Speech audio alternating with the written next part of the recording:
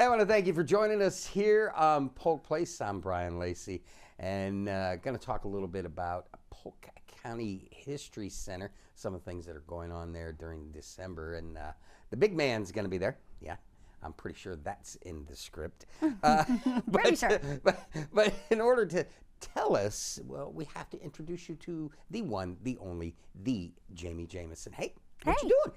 Oh, you know, just getting ready for the holidays and trying to retrain my brain that it's almost 2026, not 2025. Yeah, I've got to go through, this will be the last month that I can use the template for 2025. So after I finish these 4, I got to change that and a few others over. Yeah, so all that end of year work. Yeah.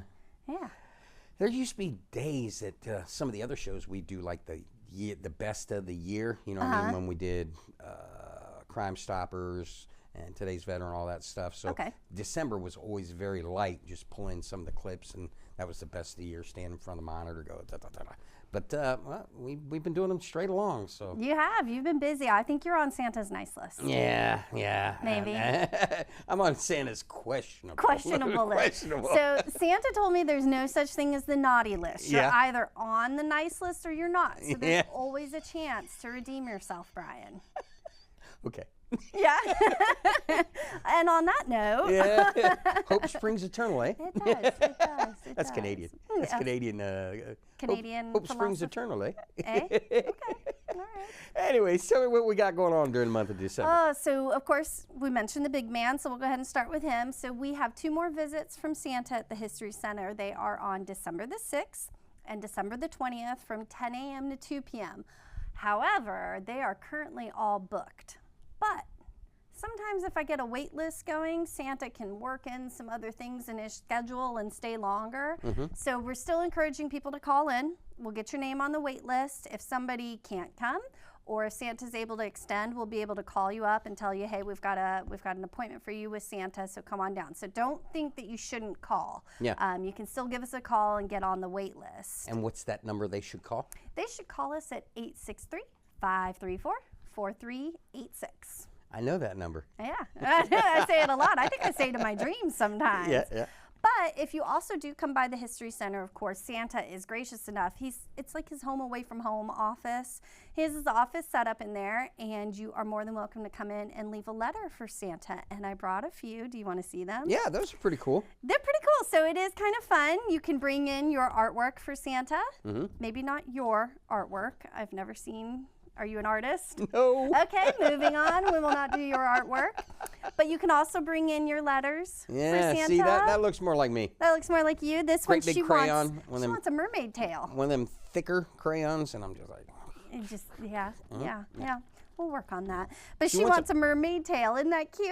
That's kind of cool. She wrote it on there. How you gonna walk around that? Yeah, I know. And then, if you're like me and Brian and you're not an artist, we do have a template letter that you can leave for Santa. So this is from my friend Judah in Bartow and my friend Finley in Auburndale, who wants a basketball goal, who wants a rock and roll electric guitar. Big dreams. I'm in desperate need of breakout parts and road glide parts. Oh, is that for the bike? Yeah, that's one's for the breakout. One's doing something different with the breakout. Sure. Vroom, vroom. I don't know anything. What about for the kitty cats? Do they get anything for Christmas? Look, man, we were talking to SPCA, and I said, just short of giving the cat $50 and the keys to my Jeep and going, hey, go give this to SPCA and don't stop and buy any catnip. Your cat's more trustworthy than mine. That cat is so spoiled. I love honestly, it. Man. I love it. He's killing me. He's killing you. But it's good. It's a good killing you. Yeah. So Santa, and then we'll also have on December the 13th is our Jingle and Mingle. Have we talked about Jingle and Mingle? No, I don't believe we've talked about it in the past. I've given it a fun nickname, and this is when the Frostproof chorus comes. Yeah. I was going to say, I've given it a good nickname. I was going to say, I know that there's always somebody that comes in. Yeah. So on December the 13th, the Frostproof High School Chorus will be joining us, and they'll be singing a cappella in the Rotunda, classic Christmas carols. They have, in the past, they've sung for us, I think, 7 years, and it's absolutely beautiful. They've sung at the White House, the Kennedy Center. They opened up for Journey a few years ago. Wow. Yeah, at the Tampa Bay Hard Rock area. Yeah. And they're just fantastic. And then this year, because you got to have your like very classic Christmas carols, but then you got to have your little kids coming in going Rudolph and all that sort of stuff. Yeah. So Berkeley Charter Elementary is also going to come in on that day and sing more of the lighthearted Christmas carols. So when you say rotunda, is that like the crowd gathers down below and they're on the steps on the way up? They are actually on the second floor, around the whole circle at the top there, so that it kind of just floods down and fills pretty much the whole museum with the sounds of their singing. I bet the acoustics on that are beautiful. It is fantastic. Have you ever had them sing in the historic courthouse? In the courtroom, so that's where Berkeley Charter, you talk about a posse. Yeah. Every kid brings like 4 relatives with them, and we love it. So we do have them stand in the 1908 courtroom, and the acoustics there are also absolutely beautiful. So we'll be welcoming Frostproof at 11 a.m. And then Berkeley Charter will sing at 12, and then Frostproof will sing again at 1. So you've got a whole afternoon where you can kind of dip in and dip out and hear some wonderful music at the History Center. You know what we did one year, way back in the day, What's and that? I think we should redo it, look at it again. The district attorney's office and the judges and I know where you're you going. guys, we did Scrooged on I've trial. seen the script for it in the archives. And mic'd everybody up, and that was one of the cooler things that I've done in government television. Yeah. And been privy to be a part of. Do you think the sheriff would like be willing to be on TV for that? From what I hear, he's booked out. I bet if we ask nicely, maybe he's comfortable with it, right? Yeah, exactly. Yeah, Just gotta ask in advance. Yes. So, and speaking of which, speaking of the sheriff's office and Christmas, we still have our festival of wreaths going on, of which the sheriff's office, property appraiser, supervisor of election, the tax collector, and Stacy Butterfield, our clerk and comptroller, all of those offices decorated and donated wreaths that you can see at the History Center through December the 12th. And if you really like one, do you know what you can do? You can buy it. Oh, well, if you really like it. Brian's like, well, where's my wallet? So you can buy one. So that auction is running on the Polk County website through December the 12th, and I think 11 of them, so it's like eBay, you can bid on it or you can just buy it outright. I think 11 of them have been bought outright, including the sheriff's one. That one always goes fast. And word on the street, as in going back to the old days of Starsky and Hutch and Huggy Bear, word on the street is the money goes to a good cause too. Yeah, actually 2 good causes this year. So the majority of the wreaths are going to go to offset our educational programming. And 3 of the wreaths are earmarked for donations to the United Way of Central Florida, who just does tremendous work in our community. So what else do you have going on for us? What else did we go? So we talked about some wreaths, we talked about Santa, we talked about singing. I think it's time to talk about New Year. You want to look at what we got coming up in 2026? Yeah. Okay. So of course we'll be closed on Christmas Day, the 25th, and the day after, the 26th. I was going to say, I looked at that. I was trying to take days off for the holidays, and I thought normally we had New Year or Christmas Eve off. Yeah. But this year we have Christmas Day and the day 26th. Yep. So you can come hang out with me on Christmas Eve at the History Center. I will be there, and you can leave your last minute wishes with Santa because his office will still be there. Yeah. But then when we roll into the new year, of course, you're going to have our girl come back on. Yeah. Yep. Shannon's got a whole new slate of topics for the genealogy speaker series. And I'm really excited because in the new year, we haven't quite set the date yet. We're still waiting for some pieces to come together, but we are going to be rolling out updates on the Fort Fraser Trail. Have you ever been out to the Fort Fraser Trail? Several times. Yep. So the signage and everything that's out there is pretty old. And so we've gone through, we've updated the signs. They're going to be beautiful because they're brand new, but they're going to be colorful.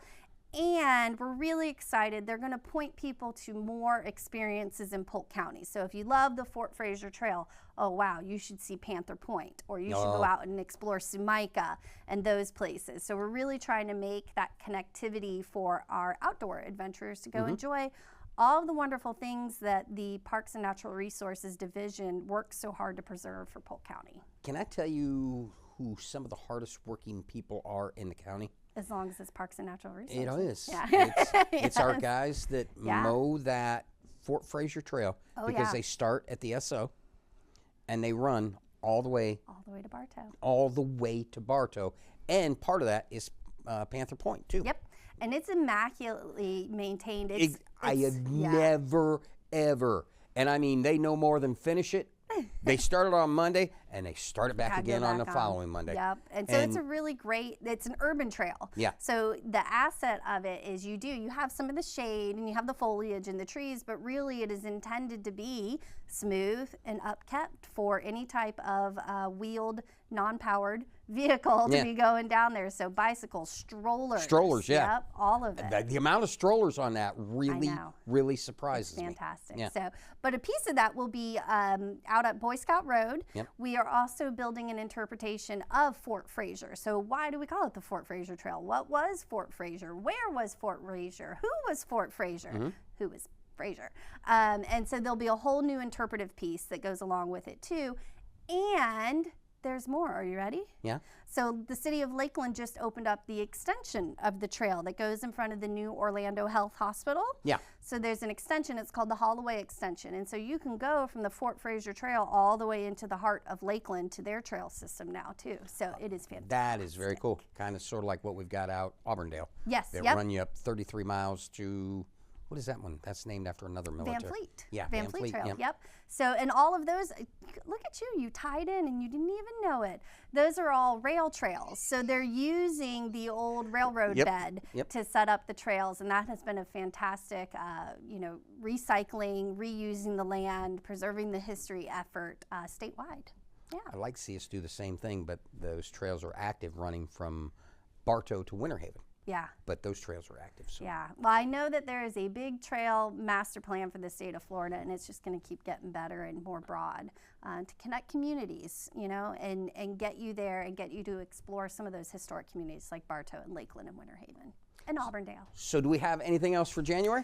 Not for January, but in February, we'll be hosting a history fair again with Polk County Public Schools. No rides. Then, what? There's no rides. No rides. No rides at the history fair. At the history fair and at the health fair, there are no rides. There are no rides, but you could do a project about rides at the history fair.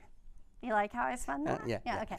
And then lastly, in March, of course, we'll be heading into Bloomin' Arts here in Bartow and our Festival of Wreaths Look at me. Festival of Writing with Southeastern University. So we'll be up and running as soon as the calendar rolls over. And as our boy Miles Vance, he worked with some of the folks last year to feature some of the works. Yep. And we used that a lot on social media. Got a lot of mileage out of it, too. Yeah, great. Fantastic. Yeah, maybe Miles will write a poem. Do you think he'll write a poem? Nah. No, he's not a creative writing guy.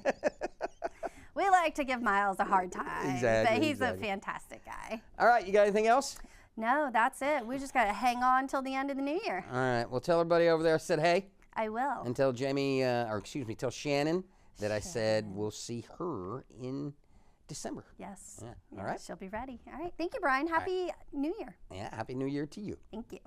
Polk County has a rich history and heritage, and the Polk County History Center is continuously thinking of new ways to help Polk residents experience that history. Located at 100 East Main Street in Bartow, the History Center is open from 9 a.m. to 5 p.m. Tuesday through Saturday.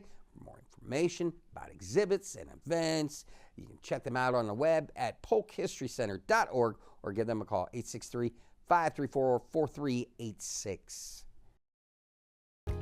If you enjoyed that episode of Polk Place, I invite you to like, share, and subscribe to the channel, and even check out the next one.